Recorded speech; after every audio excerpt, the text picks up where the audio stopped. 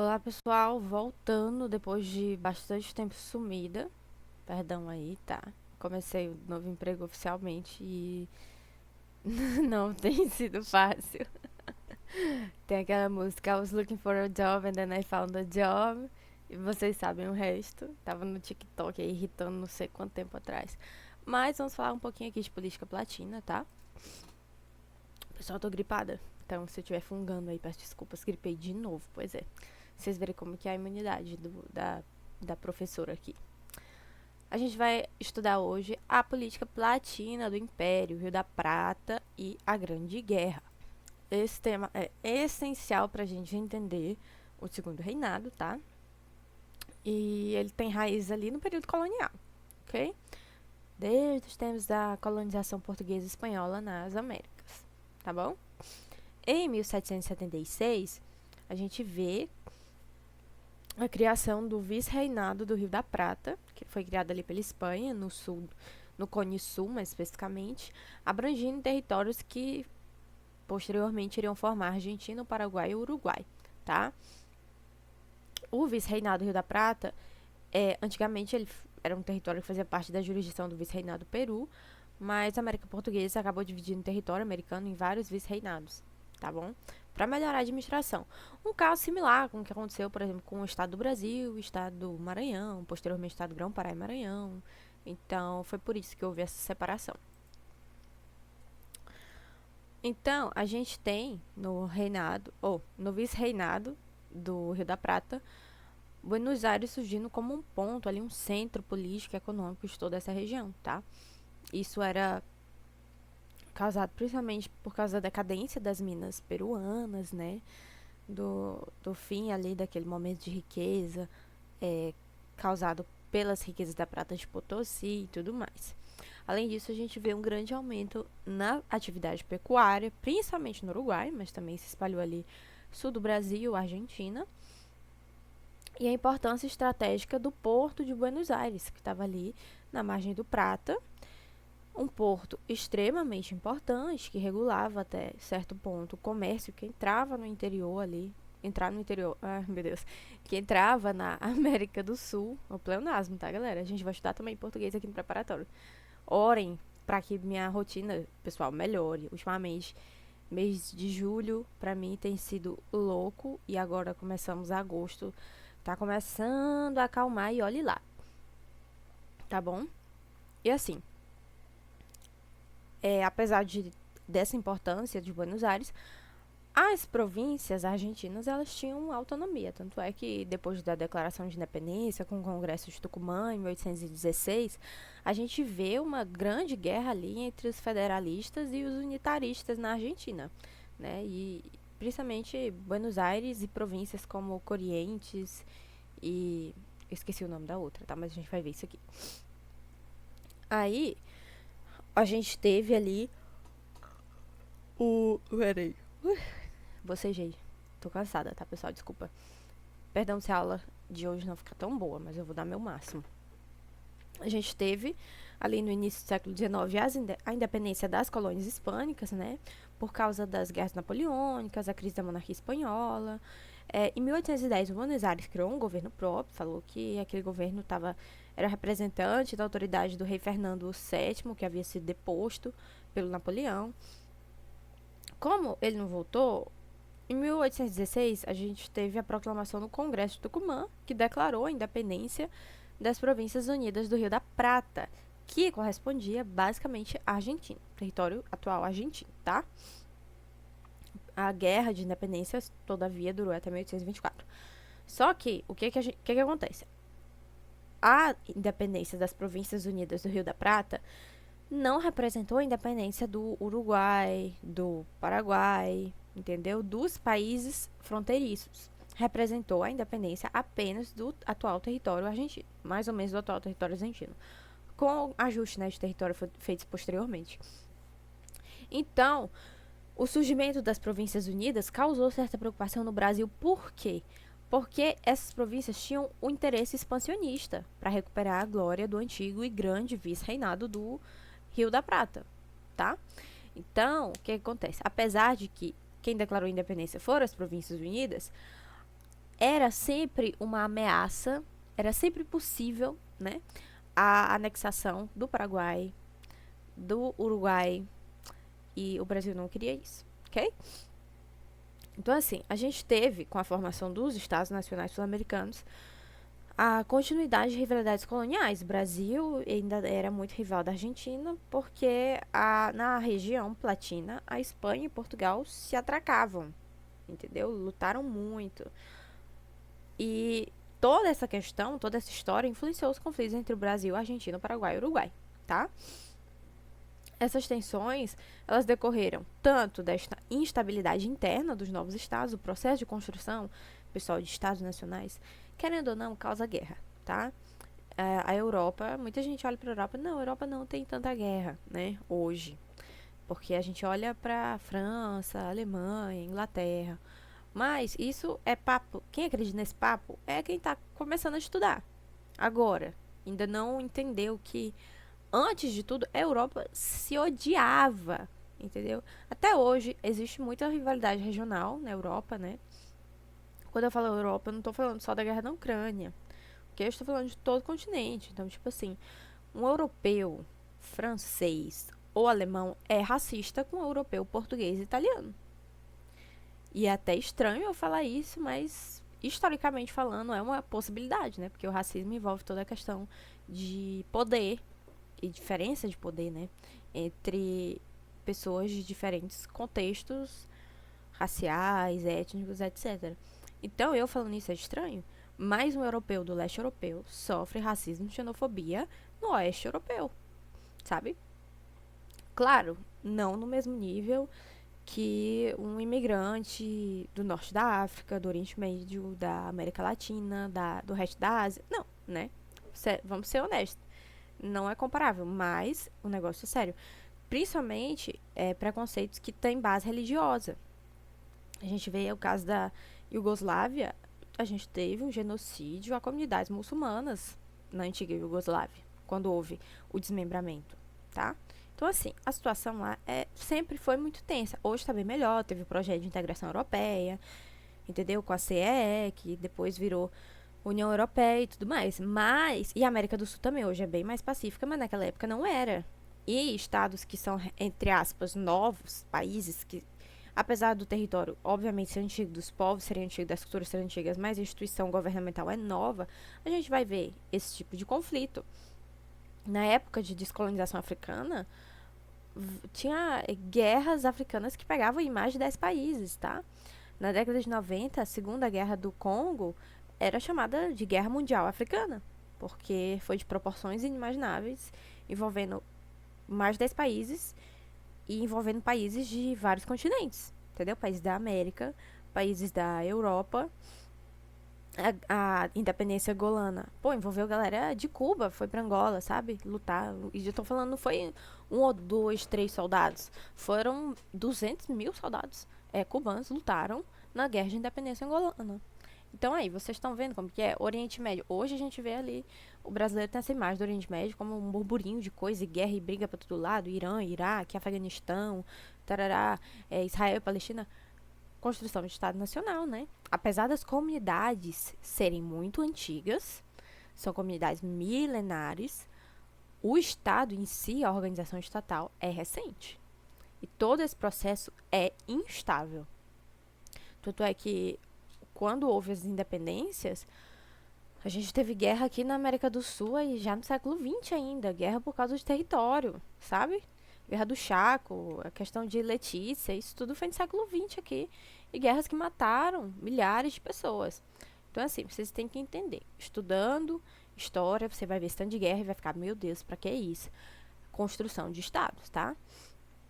Só que essas tensões no espaço platina não vieram no espaço platino, né, não vieram só dessa instabilidade interna entre os próprios países tentando descobrir quem eles são, mas das disputas externas entre estados interestatais que foram herdadas do período colonial, questão territorial, questão de política, questão de autonomia ideológica, étnica até, tá?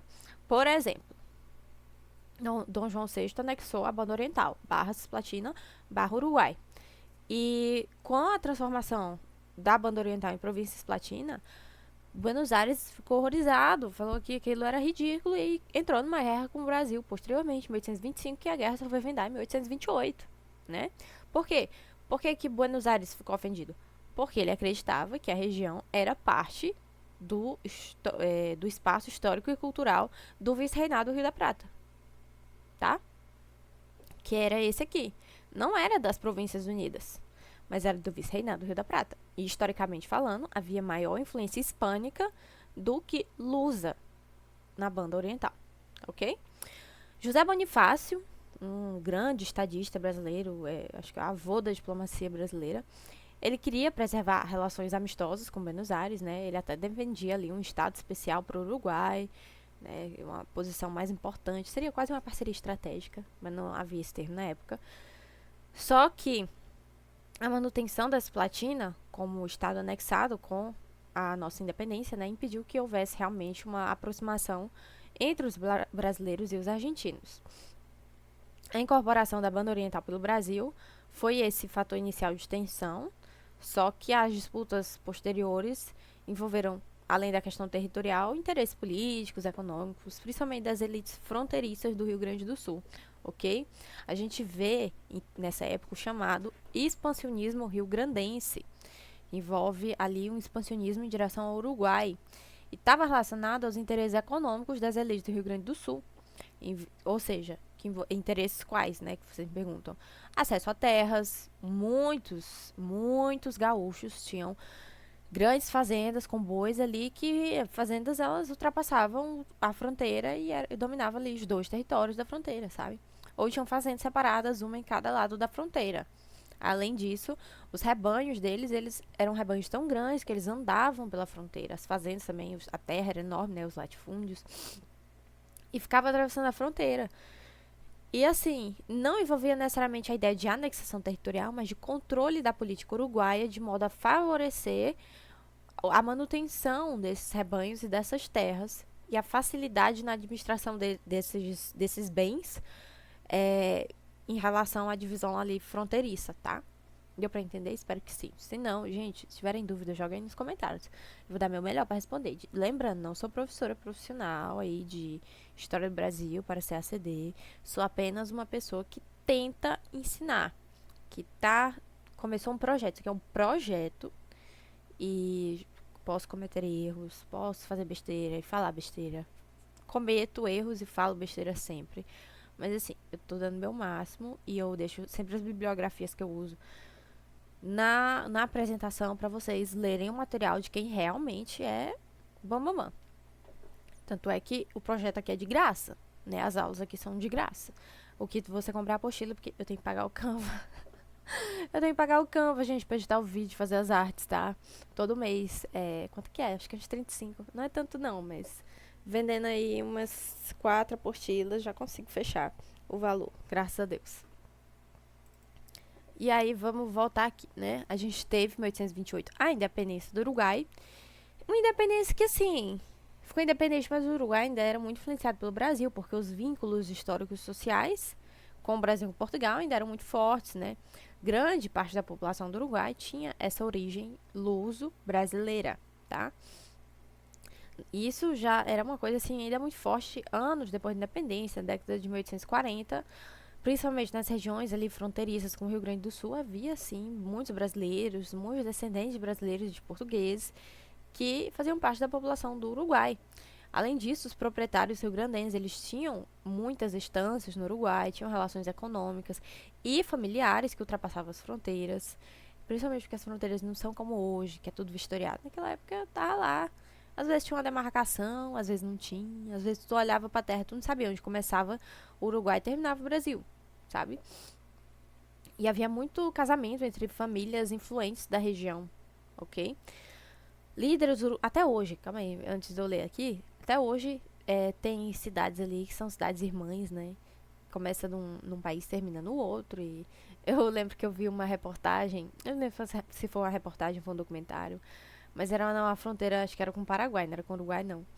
Mas que a polícia, na época, se via alguém fumando maconha, ela tinha que prender o brasileiro, uma coisa assim. Faz muito tempo isso. mas ele meio que passava pro Paraguai e aí não podia mais. A polícia não podia mais agir, deixava eles entrarem lá, porque eles não podiam fazer muita coisa. Cara, eu vi isso faz muito tempo. Eu não sei se todas as informações estão certas, mas era mais ou menos nessa vibe, sabe? Eu conseguia atravessar de um lugar pro outro. Voltando aqui para a leitura. Líderes uruguais como o Lavalleja, o Rivera e o Flores tinham relações muito próximas com os grupos políticos do Rio Grande do Sul, tá? Então a gente vê uma grande interdependência social e política dos dois lados da fronteira. Essa tradição de participação política e militar que é transfronteiriça, Brasil-Uruguai, foi muito forte ali no fim do século XIX.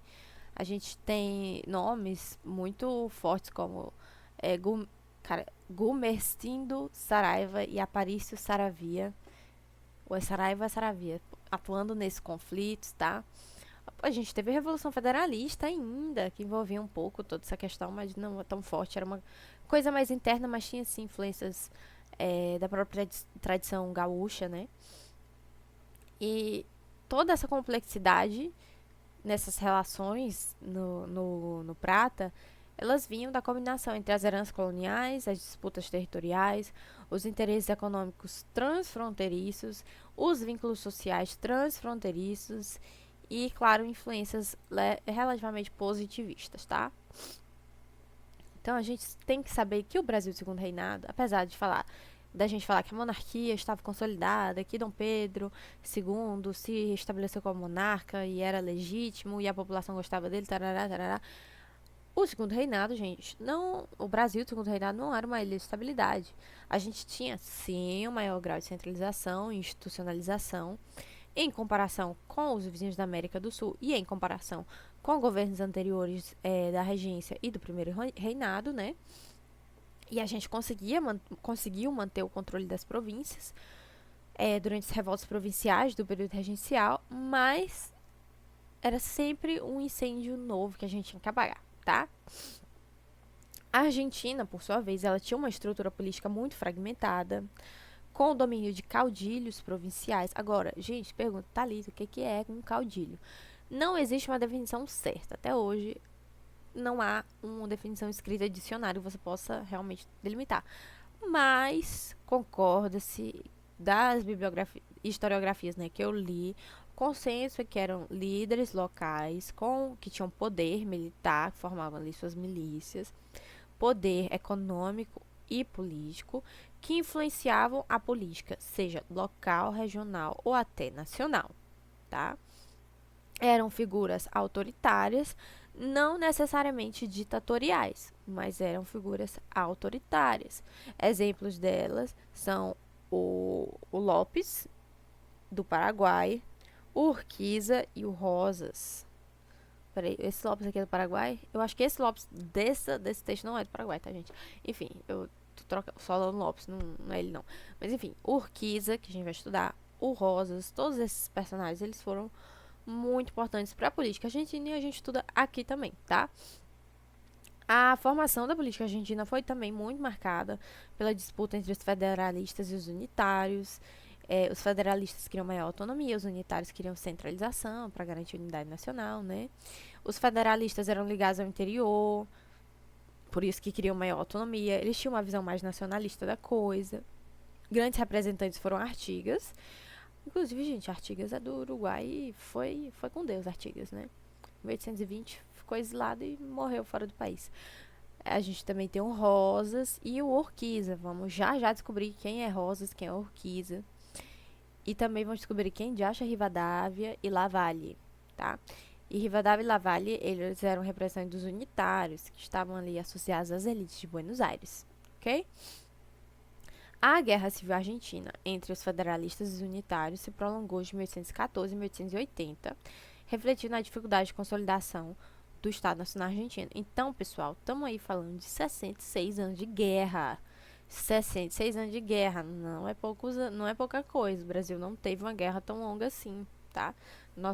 Acho que nosso maior conflito militar, em questão mais longo, conflito militar interno, foi a Farroupilha, que foi 10 anos.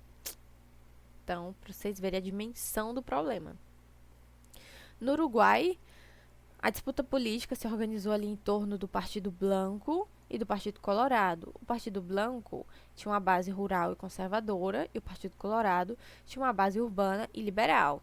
E vocês veem que há um padrão, né? Partido Conservador, Partido Liberal aqui no Brasil, federalistas e unitários na Argentina, Blanco e Colorado no Uruguai. Então vocês estão vendo que há certo padrão da coisa, né? Divisões políticas. É assim, eu diria que é comparável à direita e esquerda de hoje, né?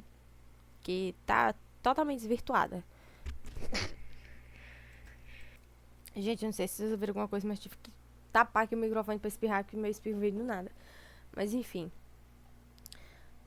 Os blancos, eles eram liderados pelo Lavalleja, por Oribe e por Aguirre. Inclusive, Aguirre estava metido ali já na Guerra do Paraguai. E eles se aproximavam dos federalistas argentinos, tá bom? O que parece um pouco estranho, talvez para algumas pessoas, mas é porque justamente essa base rural e conservadora. Já os colorados, que eram liderados por Rivera, Soares e Flores, tinham vínculos com os unitários e com alguns grupos políticos do Rio Grande do Sul. Lembrando que os colorados eram liberais. Foi por esse motivo que Dom Pedro II queria findar logo a farroupilha, que tinha intento liberal e intento federalista até, porque os colorados estavam apoiando eles, por serem liberais. Apesar de que os farroupilhas eram federalistas. E quem era federalista? Que eram os blancos. Se eu não me engano, era isso. Os colorados que apoiavam a farroupilha. Se eu não me engano. Posso estar errada. Mas eu acho que eu não estou. De qualquer forma, a gente vai descobrir já já se eu estou errada ou não. Então prestem atenção na aula. A proclamação da República Rio-Grandense, em 1836, e a Batalha de Carpinteria, que marcou o surgimento dos partidos uruguaios, evidenciou essa profunda conexão entre os conflitos políticos no Uruguai e no sul do Brasil, tá? Então, a região platina tinha essa característica de poderes fragmentados, dominados por caudilhos que acumulavam funções militares, políticas e econômicas e concentravam autoridade regional. As lideranças platinas, como o Rosas, o Urquiza, o Lavalleja, o Oribe, o Rivera e o Flores, eram grandes proprietários rurais, chefes políticos e comandantes militares, tá? No Rio Grande do Sul, a gente... sim, as partes da guerra. Vamos analisar quais são os lados da Grande Guerra do Uruguai, que durou 1839 a 1951. Ou a 1851, tá? Com intervenção brasileira. No próprio Uruguai e na Argentina. No Rio Grande do Sul, a gente teve um objetivo de defender nossas fronteiras, né? Só que essa defesa dependia dos grandes estancieiros. Então, a gente tem Bento Manuel Ribeiro, Bento Gonçalves, da Farroupilha, ele mesmo, Davi Canabarro e Antônio de Souza Neto. E esses grandes estancieiros eram os responsáveis por garantir que as fronteiras ficassem seguras. O Brasil, ele não... No Sul, ele não tinha a defesa da fronteira como uma característica de responsabilidade do exército profissional, né? O exército organizado. Tanto é que, na época... quem tinha mais poder não era nem o exército, era a Guarda Nacional, mas enfim, depois que ela foi extinta. O elemento do central dos conflitos platinos era o controle do gado, porque sustentava a produção do charque gaúcho, né? Era o principal alimento das populações escravizadas e pobres. E esses grandes charqueadores, principalmente de Pelotas e de Rio Grande, eles dependiam do fornecimento do gado uruguaio e argentino. Então havia muitas disputas comerciais entre os produtores brasileiros, uruguaios e argentinos, tá? O governo imperial queria deixar o preço baixo, o preço do charque bem baixo, mas os produtores rio-grandenses queriam tarifas protecionistas contra os produtos uruguaios e argentinos, tá? Os usuários uruguaios e argentinos, eles queriam taxar a exportação do gado em pé, ou seja, toda vez que fosse exportado, você pagava, além do valor do gado, você quando ia comprar, né, pagava além do valor do gado uma taxinha de exportação, para aumentar as receitas, para estimular a economia própria, diminuir a quantidade de gado em pé que era exportado. Isso formava um conflito de interesses entre o império, que queria o gado, né, os produtores gaúchos que utilizavam gado e os vizinhos que vendiam gado. Além dessas questões econômicas, também questões territoriais não resolvidas estavam ali pendentes, não havia muita definição de fronteiras, as reivindicações uruguaias sobre as missões estavam muito fortes e isso aumentava a estabilidade regional. Além disso, a gente vê que em 1828 houve a ascensão de Juan Manuel de Rosas, ou Rosas, vou falar Rosas que é mais fácil, em Buenos Aires. E esse homem, esse caudilho, o Rosas, fortaleceu a influência argentina sobre o Uruguai e, tipo assim, deixou o Brasil muito preocupado e tinha medo da questão da proteção da fronteira sul, que podia ser anexada e tudo mais. O Brasil, ele olhava para o Uruguai como uma área estratégica por causa da proximidade com o Rio Grande do Sul e da presença significativa de brasileiros em território uruguaio. A ameaça de Rosas fez com que o Império planejasse ali uma intervenção no Prata, isso depois já do fim da Farroupilha, que seria conhecida posteriormente como a Guerra do Prata ou a Grande Guerra, e que foi conduzida inicialmente por Honório Hermeto Carneiro Leão e consolidada por quem a gente já conhece, né? Paulino José Soares de Souza.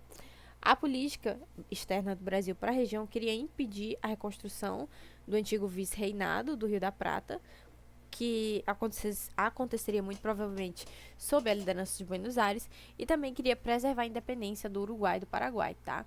A preocupação do Brasil era que houvesse novos movimentos separatistas no Rio Grande do Sul, principalmente depois do que foi o caos, né, da Farroupilha. E essa preocupação fez com que o Brasil atuasse de forma ativa na política do Prata a partir do fim da Farroupilha, tá? Antes eles tinham uma posição de neutralidade, até para não incentivar ninguém a financiar a Farroupilha, depois interviu de maneira bem mais ativa, tá? Embora o governo imperial inicialmente defendesse a neutralidade, como eu falei, havia vínculos políticos e econômicos familiares muito fortes entre os brasileiros, uruguaios e argentinos, ok? Pessoal, eu vou encerrar a aula aqui porque eu já estou cansada de falar.